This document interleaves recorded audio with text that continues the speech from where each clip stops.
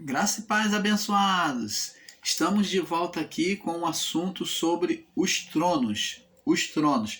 Vamos para a terceira parte. O irmão Paulo havia pensado em parar, mas eu desejei no meu coração de novo prosseguir ainda mais. Por quê? Porque vi que deixei muitos conteúdo para trás. Então, vamos prosseguir na parte 3, falando sobre os tronos.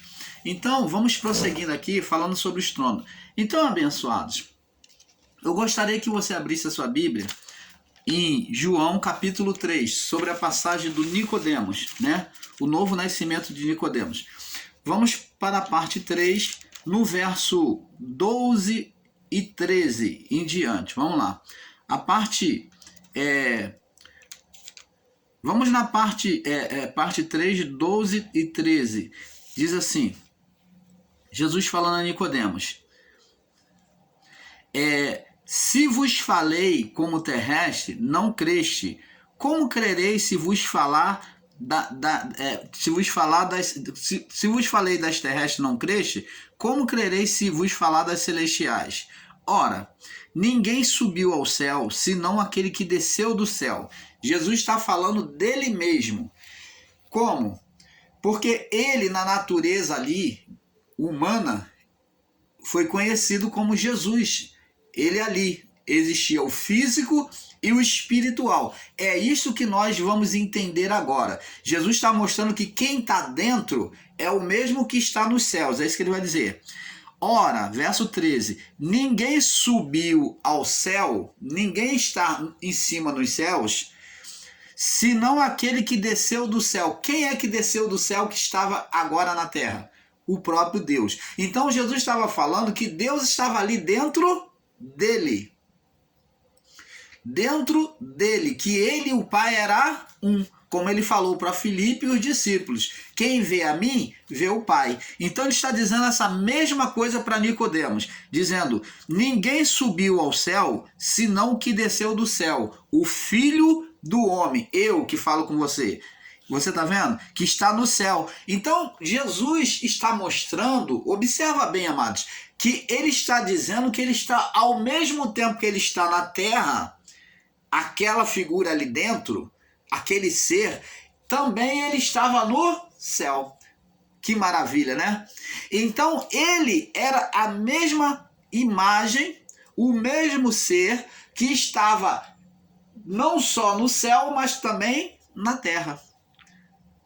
É como o Espírito Santo hoje, ele está não só no céu, mas como também na terra. Paulo diz que o Espírito Santo é que intercede por nós diante de Deus. Ele faz saber as coisas, as intimidades de Deus. Ele está tanto nos céus como na terra. Antes, no período de Adão até o juízo, o próprio Jacó viu que a ministração de Deus era por meio dos anjos.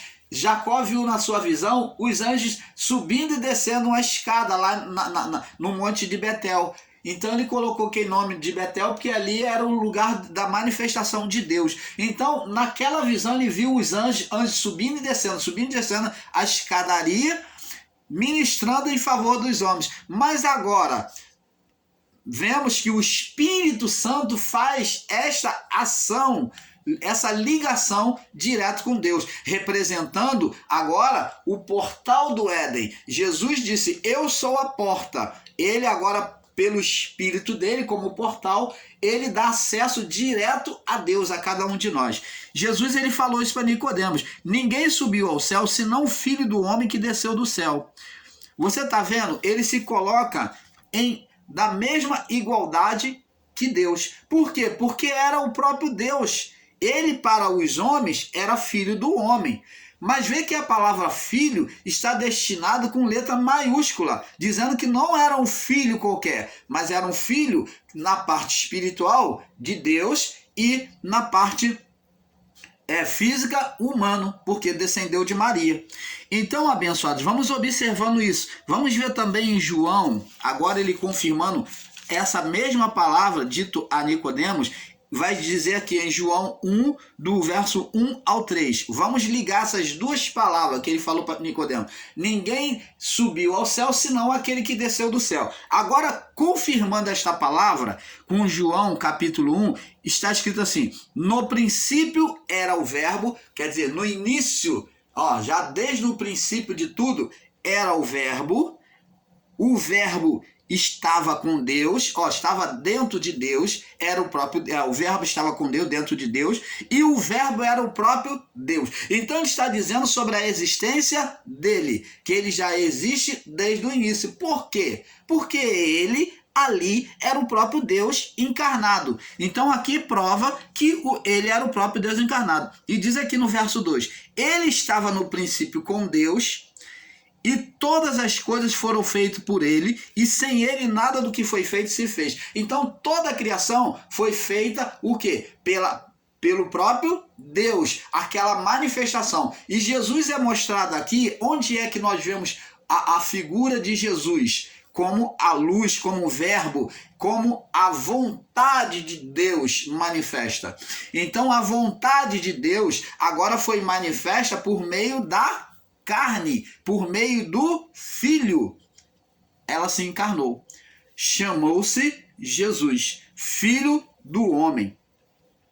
Você está entendendo, abençoados? Agora vamos entender que Deus está entre nós de maneira física, por meio do Filho. Por meio do Filho. Filho por quê? Porque foi gerado. Então é um Deus que foi gerado, um Deus que se deixou ser gerado em um corpo humano. Um Deus que se submeteu ao curso da natureza, se transformou em homem.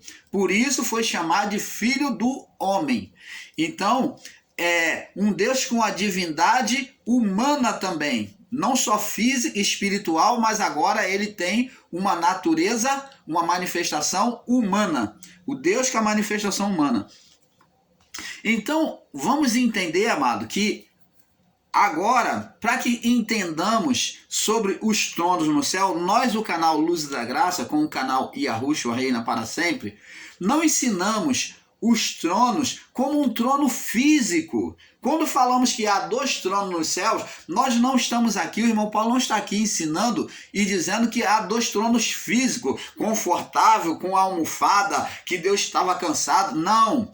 Mas esse trono significa e mostra poder e autoridade.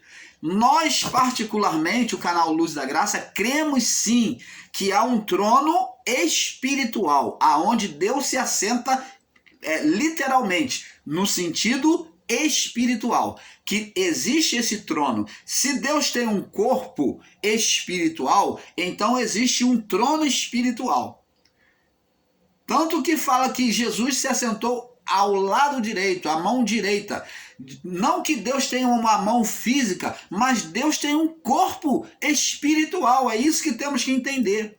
As linguagens, de fato, são linguagem espiritual. Trono significa poder, autoridade. Mas se você pegar isso literalmente e dizer, não existe trono nos céus, então por que Deus descreve na sua palavra? Então você vai ter que dizer que não existe anjo no céu, porque está escrito na Escritura que não existe Deus, porque Deus é espírito. Então então Deus é invisível e ninguém vai ver. Ora, amados, se existem figuras espirituais é porque tem um corpo espiritual, não físico, não material, não palpável, mas existe um corpo espiritual, que com os olhos espirituais de quem lá está, podem ver. Você está entendendo? Então, o fato de ser espiritual, não vamos literalizar o espiritual dizendo que não existe. Que não existe trono, porque o trono significa poder e autoridade. E como é que um ser espiritual vai se mostrar para os seus espirituais, os seus espíritos que estão diante dele, se eles não puderem ver? Como que vai mostrar o poder de reinar? Como que as almas, os santos salvos, estariam glorificando a um ser que não vê, que não tem corpo? Oh, amado! Então Deus tem um corpo sim. um corpo espiritual, não físico, não palpável, mas um corpo visível com os olhos espirituais.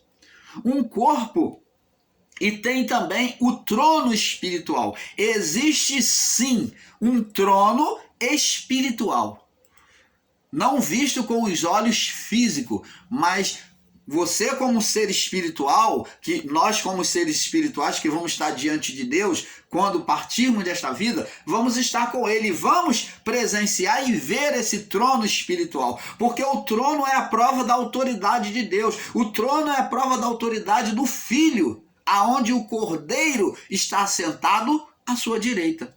É isto que nós explicamos. Não explicamos um trono físico nos céus, amado, mas um trono espiritual, que aos nossos olhos invisível, que jamais poderemos, na nossa faculdade física, ver esses tronos. Mas quando estivermos com Ele, veremos, né? Quando estivermos diretamente com Ele, veremos. Então, outro fato que queremos narrar aqui para vocês é que a palavra, quando fala sobre mão direita, aí pega-se o literalismo, os nossos Nicodemos da graça, que não entendem, e diz assim, mas Deus não tem mão, isso não é uma linguagem de figura. Deus não tem mão, mas a palavra diz que ele escreveu as tábuas do 10 mandamentos com o seu dedo, ele escreveu nas primeiras tábuas que Moisés quebrou, né, diante da idolatria do povo, ele escreveu com o seu dedo a primeira tábua, da primeira vez. Então, ele escreveu com o quê? Ora, amado, se a palavra se diz que Deus tem mãos, é porque tem mão, só que não é uma mão física. Mas os literais da graça, tudo leva para dizer que era uma linguagem de figura. Quando eles não conseguem explicar, ensinar a você, eles falam, não, porque isso é uma linguagem de figura, não vê que é uma linguagem de figura? Falam igual velhinhos aí e botam tudo, conjectura deles e conjectura judaica, que eles se alimentam disso. São os sucos para eles, né? São suco refrescante para eles. Quando eles não conseguem explicar, diz que é lenda judaica, diz que é linguagem de figura. Eles se alimentam do suco do judaísmo e vêm ensinar em graça, conjectura judaica, mitologia judaica. Aí acreditam mais na palavra do Flávio Joséfo do que na palavra dos profetas, do que Enoque, que esteve com Deus, andou com Deus. Amado, que Enoque foi arrebatado para Deus para ter uma revelação de Deus e voltou e escreveu, mas isso eles não acreditam. Eles acreditam que na revelação de Paulo. Ora, se você acredita na revelação de Paulo, por que você não pode acreditar nas revelações de Enoque? Enoque, como Paulo, foi arrebatado para Deus. Enoque foi literalmente arrebatado para Deus no espírito, ele foi e viu como Paulo.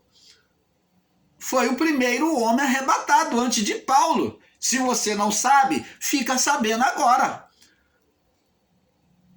Então, amados, como é que você pode considerar a palavra de Enoque, dos livros de Enoque, e considerar a palavra de Paulo? Enoque foi para a época dos antigos, para descrever os mistérios, né, as manifestações da criação que os homens não estiveram presentes, para mostrar os desejos e os propósitos de Deus que não chegaram ao coração humano, aos olhos humanos, ao entendimento humano, mas que pela faculdade espiritual revelada por Deus a Enoque, Deus deu tudo a ele.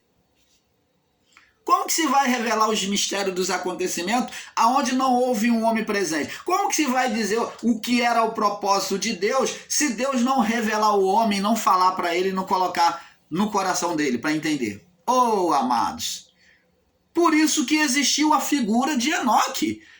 Foi o homem que daquela época que recebeu essas revelações e foi levado aos céus, foi arrebatado para Deus, não que ele tenha ficado nos céus, mas ele foi arrebatado como Paulo nos sentidos foi arrebatado e Deus ali falou, mostrou tudo para ele e fixou no coração dele aquelas coisas. E ele, quando voltou a si, a natureza humana, então ele agora pegou o livro e começou a escrever nos papiros.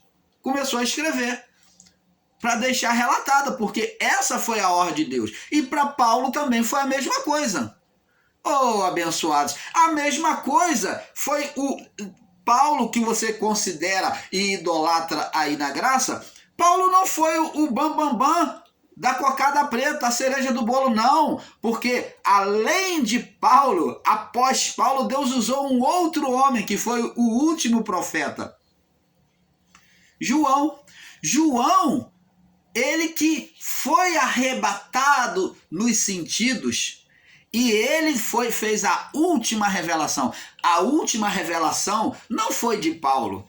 A última revelação foi de João, descrevendo todos os acontecimentos, relatado, confirmando os profetas, Daniel, Zacarias, Ezequiel, Jeremias, juntou todas aquelas revelações, todos os acontecimentos, fez um resumo, mostrou tanto o início, o princípio e o fim.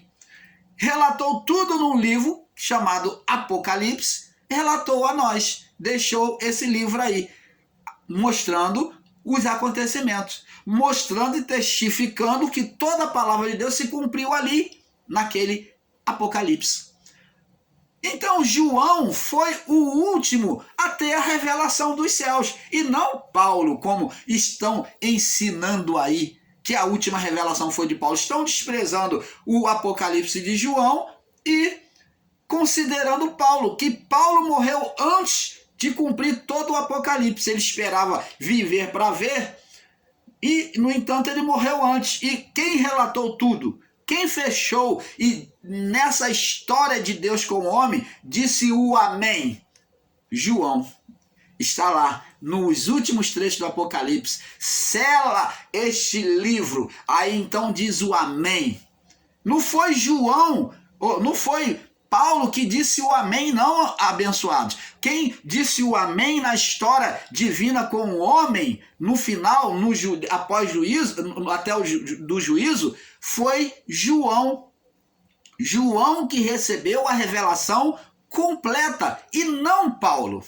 Paulo recebeu a revelação da graça para os judeus e principalmente os gentios. Mas Paulo não relatou o fim. Paulo não relatou a história do começo, meio e fim. O único que relatou a história humana, começo, meio e fim, foi João Apocalipto. Paulo relatou somente as palavras de Cristo. Ele trouxe a revelação dada a ele das palavras de Cristo, a revelação do significado da lei para aquele povo judeu, principalmente os gentios, mas Paulo teve a sua limitação, morreu no corpo, e João continuou aqui escrevendo desde as palavras, os acontecimentos não só do começo, mas do meio e do fim. Nesse fim que Paulo já nem existia mais, já estava na sepultura, mas João escreveu o fim de tudo. Você está entendendo, amado? Então não se pode pegar a palavra do Pai e ensinar com literalismo. Tem que ter muita ponderação para refletir e entender a palavra do Pai. Então existem os tronos, sim. Existia um trono que era do Criador, do Pai, e esse mesmo Criador, por ele gerou uma outra vida, um outro corpo para si. Por quê? Porque o propósito do Criador era gerar filhos espirituais, por meio de Adão. Agora, eu quero deixar um detalhe bem claro aqui, que diferente do que se ensina por aí, do entendimento de muitos de nós, que fomos ensinados errado, Deus não geraria filho espiritual por meio de sexo. O homem e a mulher, quando foi formado para gerar filhos espirituais, mas não por meio do sexo. O sexo, ele foi uma parte carnal, física, o sexo é uma necessidade física do homem, da carne. O corpo espiritual não tem necessidade de sexo. Como então Deus geraria filhos espirituais? Opa, isso está descrito, está mostrado bem claro para nós.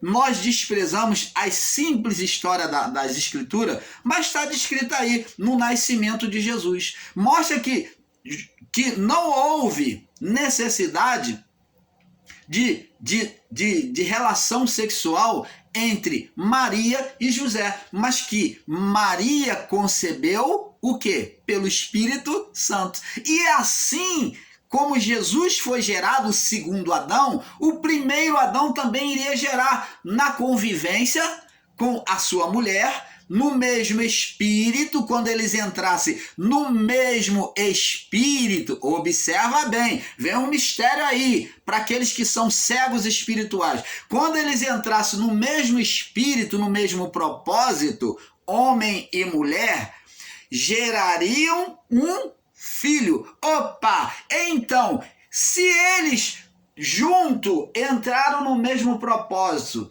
em oposição a Deus, ao Criador, então significa dizer que eles geraram um filho espiritual. Verdade ou mentira? Verdade. Geraram sim um filho espiritual chamado e conhecido com o seu adjetivo como Satanás. O nome espiritual dele, a Bíblia não revela. Não é chamado de Lúcifer, porque Lúcifer significa portador da luz. Jesus foi chamado de Lúcifer. Os discípulos foram chamados de Lúcifer. Todo aquele que é portador da luz, eu sou um Lúcifer, você é um Lúcifer. Somos portadores de luz hoje. Todos somos portadores de luz. Então, preste atenção. Agora você vê que assim como a história mostra José e Maria, não tiveram relações sexuais, mas pelo poder espiritual, pela geração espiritual, o comum acordo, quando José consentiu estar com Maria, ele ouviu a palavra de Deus e consentiu, ele e a mulher, guardarem isso em segredo e gerar um filho. Então, quando José consentiu, Maria concebeu. Olha só, a comunhão de homem e mulher geraria um filho. Então gerou um filho pelo Espírito, um filho espiritual. Quem? Cristo. Gerado no corpo, na carne humana. Mas a concepção, como se deu? Foi por sexo? Não. Assim também, a concepção entre Adão e a sua mulher não precisava de sexo, amado. O sexo é a necessidade da carne. Então, assim, a comunhão, o quê? A comunhão, a cumplicidade, né? A comunhão, a cumplicidade entre Adão e a sua mulher geraria um filho. Quando eles entrassem num livre acordo, né, em comum acordo, eles estariam perfeitos, é claro, perfeitos. Eles estariam gerando um filho espiritual a Deus. Quando os dois estivessem alinhados na obediência à palavra, ao Criador, eles estariam gerando um filho perfeito a Deus. Se os dois tivessem se alimentado, ao invés de tomar da árvore do conhecimento, eles tivessem tomado os dois da árvore da vida, os dois comessem da árvore da vida, eles iriam gerar um filho espiritual. É por meio da árvore da vida, que eles comendo da árvore da vida, é que eles iriam gerar filhos espirituais para Deus. Mas por que eles não geraram filhos espirituais para Deus? Porque comeram da árvore proibida do conhecimento do bem e do mal. Então geraram filhos para a carne, se tornando físicos, e geraram um filho espiritual conhecido como adjetivo Satanás, adversário, opositor, porque foi esse espírito que eles geraram nele, oposição a Deus. Então foi chamado de Satanás, opositor, adversário. Então, abençoados, eles nesse comum acordo estando ainda perfeito, geraram um ser espiritual. Você negar isso é você negar que José e Maria geraram um filho espiritual por meio da carne. Porque eles, no comum acordo, geraram. E a história existe para nós entendermos que que não haveria necessidade de sexo, a relação entre Adão e a sua mulher, gerando um filho espiritual. Não haveria necessidade de sexo. Como não houve, como o segundo Adão, que é a expressão da verdade de Deus, que é a manifestação da verdade de Deus, mostra que o segundo Adão, chamado Jesus, ele mostra que não precisou de sexo, não precisaria de sexo. Apenas o quê? A comunhão, apenas o comum acordo, ouvir a voz de Deus e obedecer. Então, quando eles ouviram a voz do anjo e os dois se propuseram em obedecer, seria o mesmo significado de dizer que eles estariam comendo da árvore da vida. Então estaria gerando filho ali. Maria estaria gerando um filho espiritual dentro dela. Você está entendendo, amado? Canal Luzes da Graça, trazendo a perfeita revelação do Pai a vocês. Junto ao canal Yahushua Reina para Sempre, do nosso irmão Fernando. E eu deixo aqui um abraço bem apertado ao nosso irmão Fernando, que está triunfando aí no conhecimento, né? Nas revelações do Pai. Tem sido perfeito os seus ensinamentos. Eu agradeço ao Pai pela sua vida, pela sua família. Então, abençoados, vamos prosseguir aqui. Entendendo que mão direita, quando fala que Jesus está sentado à mão direita, está falando de proximidade, de estar próximo ao Criador, está ao lado. E fala de proximidade, de poder e autoridade. Agora nós vamos aqui, vemos que vemos que ele é mostrado por Jesus também. Os tronos já havia sido dito por Jesus em Mateus. Vamos prosseguir aqui em Mateus. Mateus, no capítulo 22, no verso 44. Vamos lá. Vamos agora sobre a palavra que Jesus já anuncia os tronos. 22, 44. Diz aqui.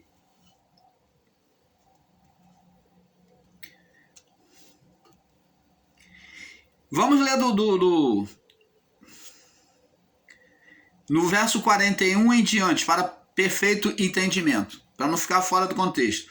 E estando reunidos os fariseus, interrogou-os Jesus. Jesus perguntou a eles, dizendo: Quem vós pensa, o que vocês pensam do Cristo? Olha só a pergunta que Jesus vai fazer para eles. O que vocês pensam do Cristo? De quem o Cristo é filho? E eles disseram, olha, eles olharam Jesus na sua forma humana, estão olhando apenas o físico, eles disseram de Davi. Eles viram Jesus até na sua realeza, mas de forma física. Estão como os nossos irmãos Nicodemos da Graça, ensinadores da graça, que só olham com um olhar físico, igual os fariseus. Eles até reconhecem a grandeza, mas a autoridade de Cristo de forma humana, mas não reconhecem da forma espiritual. Jesus falou, vamos repetir. E estando reunidos os fariseus, interrogou-os Jesus, dizendo: que vós pensais do Cristo? Qual o pensamento que vocês têm do Cristo? De quem ele é filho? E eles disseram, de Davi. Não olharam que o Cristo era o Filho de Deus. Eles olharam de forma física, humana. Eles olharam até na realeza, mas na realeza humana. E disse-lhe ele, Jesus falou então a eles, como então que Davi, em espírito, lhe chama de Senhor, dizendo... Então ele pergunta, então já que ele é filho de Davi, vocês dizem que o Cristo é filho de Davi, como que então Davi lhe chama ele de Senhor? Se ele é filho, ora, ele não vai chamar o filho de Senhor. Você está entendendo? Aí Jesus agora pega eles e disse-lhe, no verso 44, Como ele chama de Senhor? Dizendo, disse o Senhor a meu Senhor. Então está falando de Senhor Deus, ó, disse o Senhor Jesus, né, que era ele, ao meu Senhor, disse o Senhor, que é Deus, falando ao Senhor deles, que é Jesus, a representação, Deus e Jesus, assenta-te à minha direita, até que eu ponha os teus inimigos por escabelo dos teus pés, por estrado dos seus pés. Então, aí ele pergunta, se Davi, pois, chama Senhor, como é seu filho? Se Davi chama o Cristo de Senhor, como é que ele é filho de Davi? É isso que Jesus pegou eles. E diz aqui, ninguém pôde responder uma palavra, nem desde aquele dia, mas se ousou alguém interrogá-los. Então Jesus mostrou para eles, os Nicodemos da graça, que é igual aos nossos irmãos Nicodemos da graça, esses fariseus, que só tinham entendimento literal, na letra, no físico, que conheceram até a realeza do Cristo, mas eles tinham ainda um entendimento errado, não olharam com o olhar, o Cristo com um olhar espiritual, como filho de Deus. Reconheceram como filho de Davi, que foi contraditório, porque se era filho de Davi, se era filho. Então ele falou, como é que Davi chama ele de Senhor? Você está entendendo, amado?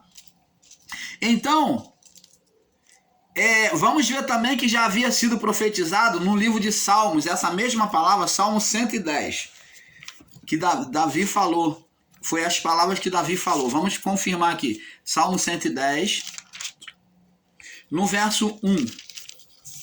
Salmo 110, no verso 1. Disse o Senhor a meu Senhor. Fala sobre o reinado do Messias. Assenta-te à minha mão direita, até que eu ponha os teus inimigos por estrado dos teus pés. Então, preste atenção, abençoados. Preste atenção.